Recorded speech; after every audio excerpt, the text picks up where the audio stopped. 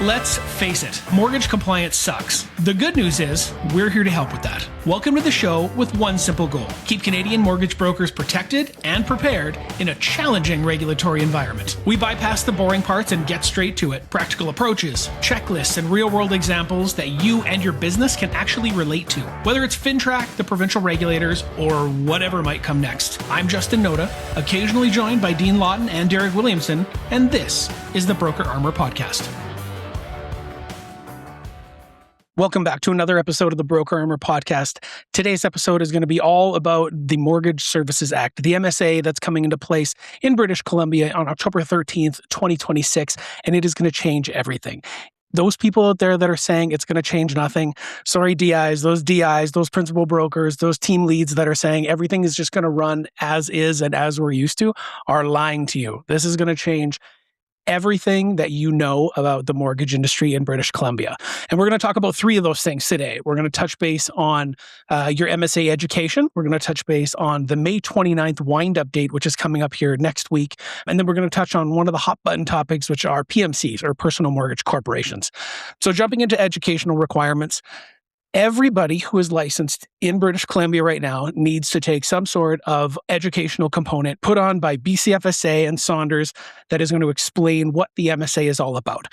Now, there's a few levels of the education that you need to be aware of. Number one is your course that's called MSA Getting Started. This needs to be taken by everybody with a mortgage license in British Columbia, full stop.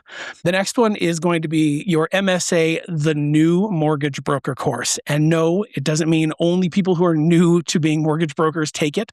The new mortgage broker course is for everybody else in British Columbia that isn't planning on becoming a principal broker.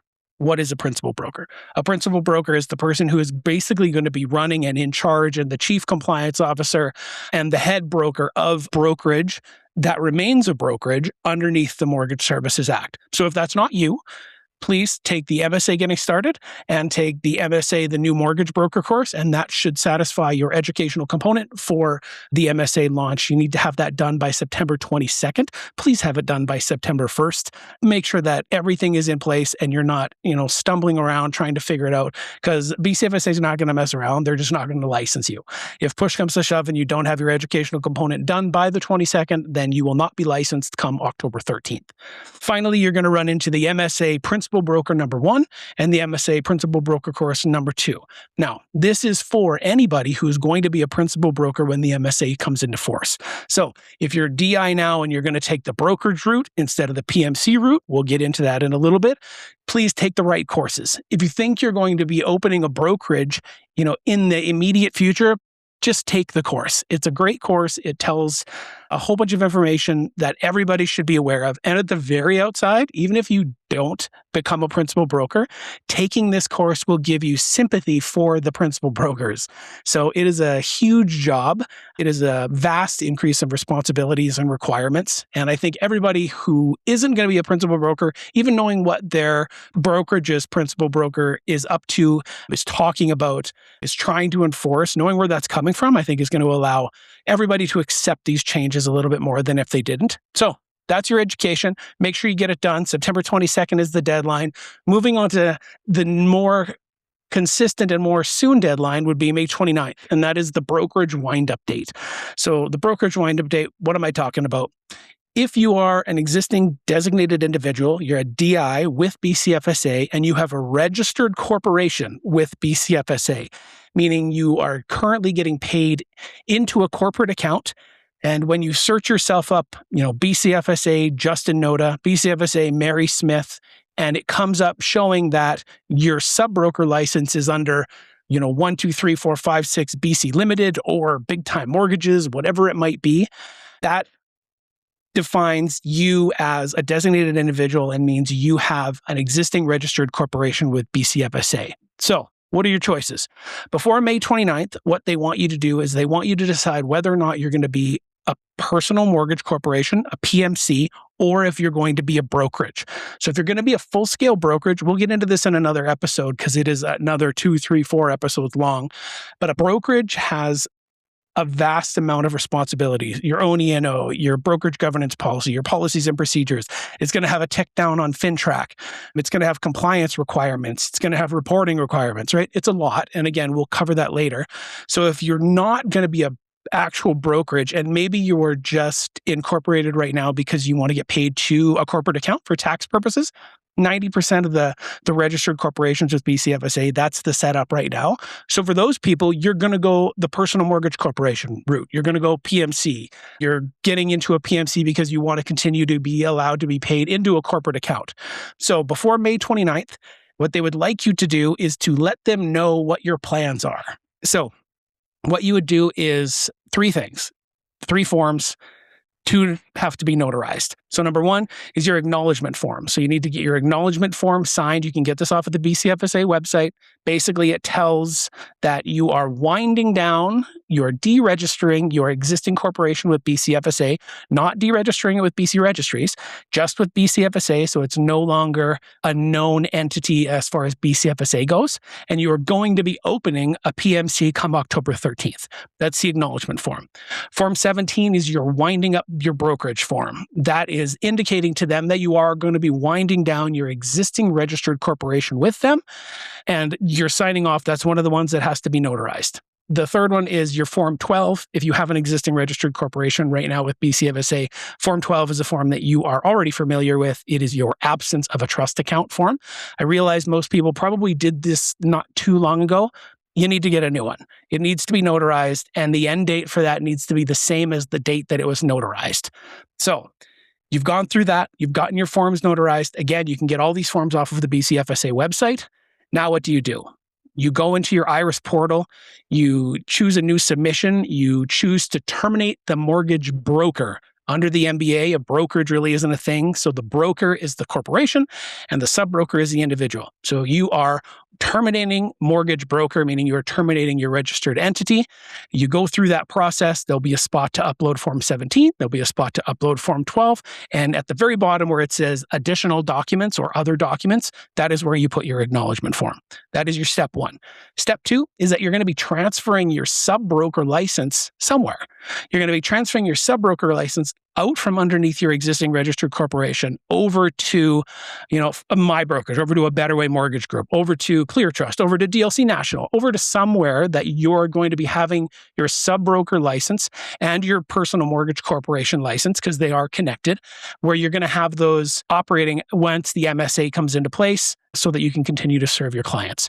You're going to go into IRIS, you're going to go to Transfer Sub-Broker, I believe is the category. You're going to click on it. It's going to cost you $200. You're going to do this at the same time you do that other terminate mortgage broker submission as well, because they do want them at the same time. And you're going to send that off to BCFSA. Those are the 2 things that you need to do and get in place before May 29th in order to qualify for the benefits that BCFSA has outlined.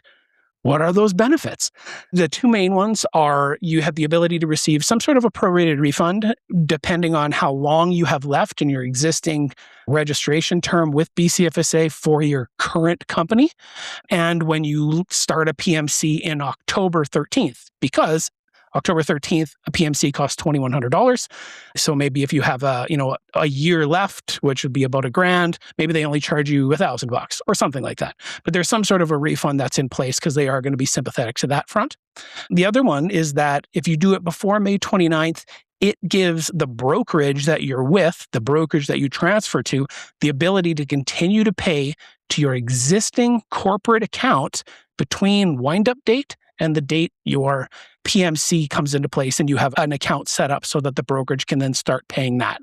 If you do this after the 29th, the brokerage, as soon as you wind down, is no longer allowed to pay to that corporate account, and they would have to pay you personally, which of course would have tax impact and effect that we don't really want anybody to have to go through. So if you are going to be going to PMC, there are certain pieces of the puzzle that, people would be better off not doing it before the 29th, but 90 to 95% of the people are going to benefit from doing it before the 29th. So if you don't know about it, look into it. It's something you should definitely consider. Hey everyone, Dean here. Quick timeout from the episode to share with you the ABW Tuesday Mortgage Memo, your weekly market highlights sent directly to your inbox every Tuesday. This is certainly one you're not going to want to miss, so make sure to sign up now. You can do so with a link in the show notes, or you can head to joinabw.ca and sign up there. This is a high-level summary of market developments, regulatory updates, and housing trends every Tuesday. So hope you enjoy it, and back to the show. Lastly, we're going to touch on PMCs. PMCs, what are they? Everyone's heard about them. Everyone knows what a PREC is as far as the real estate world goes. This is the mortgage broker's answer to a PREC. The PMC, a personal mortgage corporation. And it really is that. It is a personal mortgage corporation that only exists so that you can receive your mortgage remuneration from your brokerage into your corporate account. That's it. It doesn't make you a brokerage. It doesn't make you a team. It doesn't give you anything special that you would think beyond the ability to receive your money into a corporation. I've had tons of questions with people asking, what they are, what they do. BCFSA has put out lots of information on pretty much everything you can think about. And we're going to cover a couple things. We're not going to be able to touch base on everything. There are websites upon websites, go to BCFSA. They have an MSA section, right? They have lots of FAQs. They have timelines and outlines that everyone would probably be very beneficial from reading and getting to know it, no matter what pathway you're choosing to take.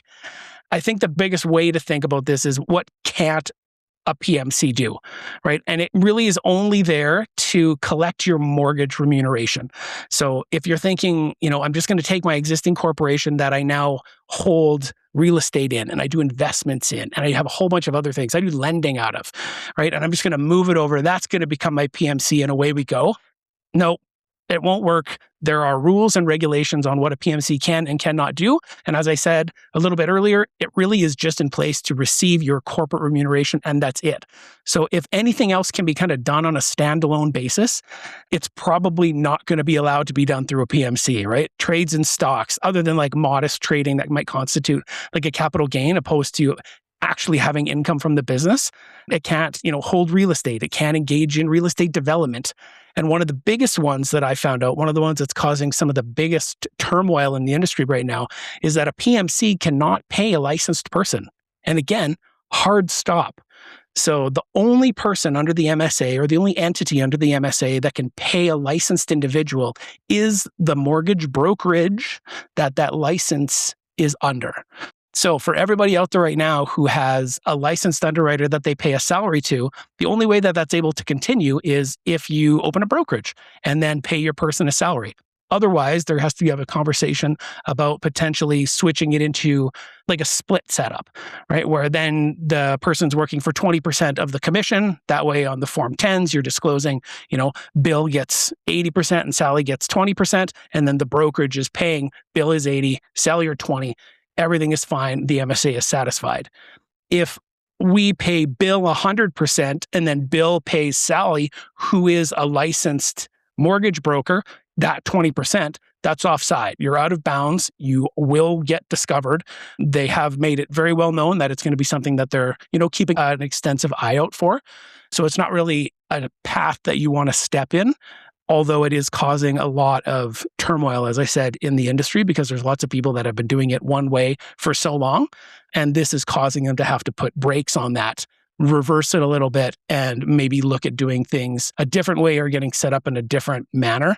There's a Teams aspect to this as well that's coming out in April. Teams, for everyone's knowledge, really all Teams is the ability to front as a cohesive brand. So again, a team is not a brokerage, right? A team is not anything special other than the ability for people to work together. And we'll get into teams, we'll get into brokerages, we'll get into principal brokers, we'll get into all that stuff on different episodes.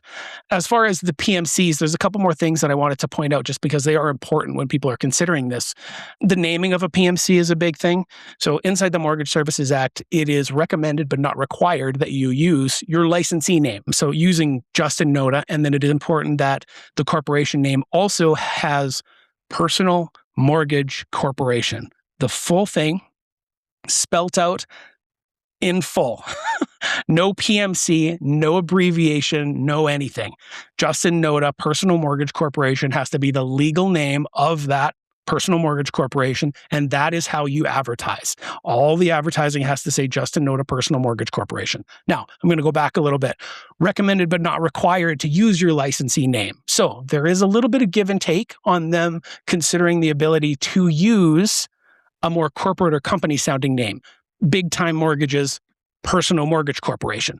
Personal Mortgage Corporation is the consistent one here, not Big Time Mortgages, PMC, right? And not just Big Time Mortgages, right? It has to have Personal Mortgage Corporation in the name. Otherwise, it won't get approved.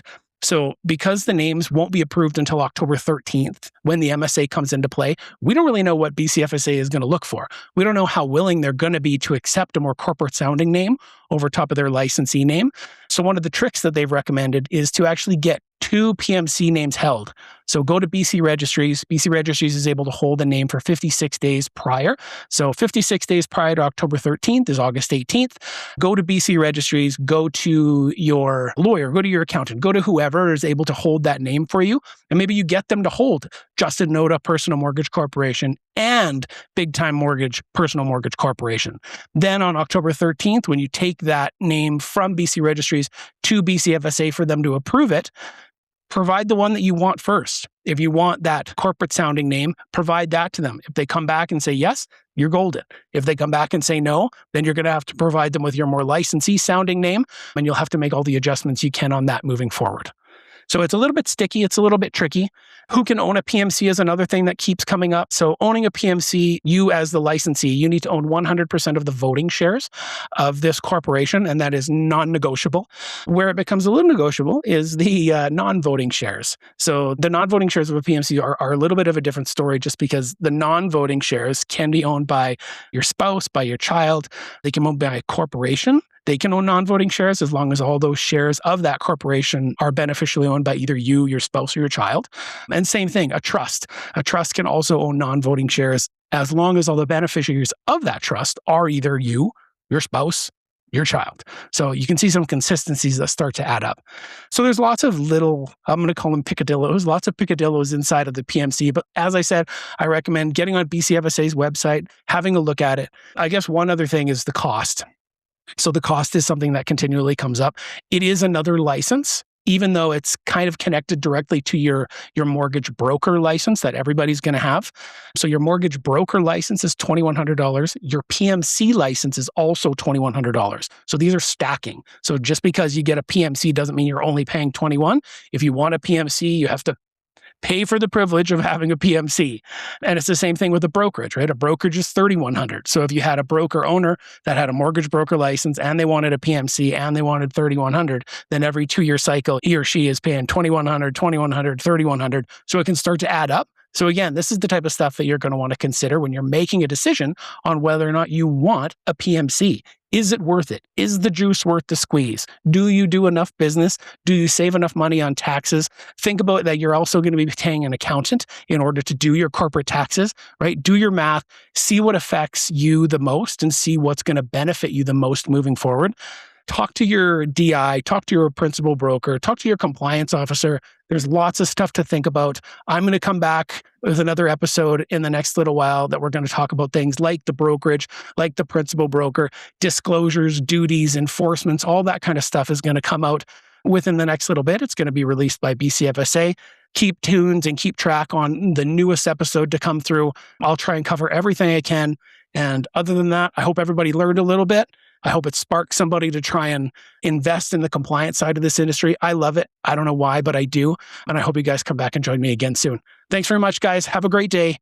See you later. Thank you for tuning in. If you found value in this show, please subscribe to our channel on your preferred platform. We're available on Spotify, Apple Podcasts, and YouTube. Your support is incredibly appreciated. We also welcome your reviews and feedback, which are crucial in helping us deliver outstanding educational content. Feel free to share your thoughts. A 5-star review would be fantastic if you think we earned it. Now, a message about something that means a great deal to us and to everyone at A Better Way Mortgage Group. City Reach Care Society is our chosen charity partner for 2026. For over 20 years, City Reach has been serving thousands of vulnerable individuals, children, and families across Greater Vancouver. They call themselves the Hope Business. When you see what they do, you'll understand why. Through their Food for Families program, City Reach provides fresh, nutritious groceries to over 4,500 people every single month. They partner with 54 schools across Vancouver, Surrey, and the Tri-Cities